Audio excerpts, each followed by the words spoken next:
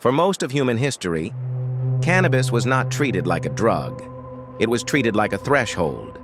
In ancient India, it was called Vijaya, the conqueror of suffering, not because it numbed pain, not because it distracted the mind, but because it forced people to confront what they were avoiding. Egyptian priests understood this. They did not use it publicly. They did not use it casually. They burned it in sealed chambers, behind closed doors, during sacred rites. They believed the smoke weakened the boundary between the human mind and the unseen world, not to escape reality, but to break through it. Even Scripture hints at this truth.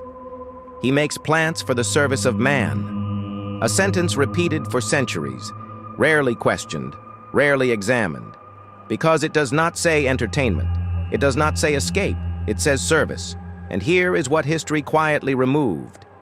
These plants were never meant for constant use. They were never meant to be consumed mindlessly. They were used rarely, with fear, with silence, with intention, because they do not create wisdom. They remove the barriers to it. Modern science is now confirming what shamans already knew. There is a system in your brain responsible for maintaining identity. The voice that says, "This is who I am, this is how the world works, this is all there is." Scientists call it the default mode network. Mystics called it the illusion of self. When this system quiets, something happens that most people are not prepared for. Time begins to feel unstable. Thoughts lose authority. Boundaries soften. Across cultures, across centuries, people describe the same experience. Connection, recognition, a deep sense of remembering. This is not imagination. These are the same brain states observed in deep meditation, near-death experiences, and moments people describe as spiritual awakening. But here is the warning. Anything powerful enough to dissolve the ego is powerful enough to destabilize the mind if approached without reverence. This is where modern culture went wrong. Most people do not use cannabis to see truth. They use it to avoid discomfort, to forget stress, to silence anxiety, to dull pain. The ancients did the opposite. They used it to remember who they were before fear, before conditioning, before false identity. That is why ancient cultures did not normalize its use. They ritualized it, because they understood something dangerous. A sacred tool, used without intention, does not remain sacred. It becomes a trap. Modern research reflects this same warning. Casual use often leads to brain fog, emotional numbness, loss of direction. Intentional use often leads to insight, emotional release, lasting perspective shifts. Same plant, different outcome. The difference is not chemistry, the difference is consciousness. Cannabis does not give you wisdom, it removes the filter hiding it. That is why so many people say the same thing afterward. It felt like I remembered something. Not learned, remembered. Deep within the mind lives what Carl Jung called the shadow. The memories you buried, the emotions you avoided, the truths that threatened your identity. When the ego loosens, the shadow rises, not to punish you, but to reveal what has been shaping your life from the background. This is why healing feels uncomfortable before it feels freeing. Clarity is not comforting. Ancient healers called this the little death. The death of illusion, so something real could emerge. Modern psychology now confirms this. When fear quiets, the brain can revisit painful memory without panic. This creates a rare window, where truth can be seen without collapse.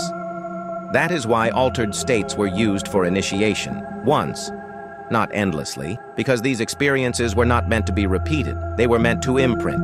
Science now agrees. Once the brain experiences expanded awareness, it remembers the path. The tool fades, the doorway remains. This is why true mystics never worshipped the plant. They outgrew it. The plant pointed, the work continued. But here is the part few people say out loud. There is a reason this knowledge disappeared. A population capable of dissolving false identity is difficult to control. A mind that sees the self as constructed is less vulnerable to fear. History shows this clearly. Anything that loosens psychological authority eventually becomes regulated, demonized, or trivialized, not because it is dangerous to the body, but because it is dangerous to illusion. Today, cannabis is sold as a lifestyle product, stripped of context, stripped of reverence, stripped of meaning. And when the sacred becomes casual, its power turns inward. This is the trap, not addiction, but forgetting the purpose. The plant was never the destination, it was the signpost. And here is the final truth. Nothing revealed in altered states is foreign to you. Peace is not inhaled. Clarity is not consumed. Truth is not external. Your body already produces its own chemistry of awareness. Your mind already knows these states. The plant only demonstrates what is possible. That is why many people experience something unexpected. After a profound moment, they realize they do not need to repeat it. They realize the state can be accessed through stillness, through attention, through discipline. This is why advanced meditators report the same insights without substances. The goal was never dependence. It was recognition. When the experience ends, the real test begins. Will you integrate what you saw, or chase the feeling again? The shadow does not ask for belief. It responds only to honesty. And awakening does not begin with substances.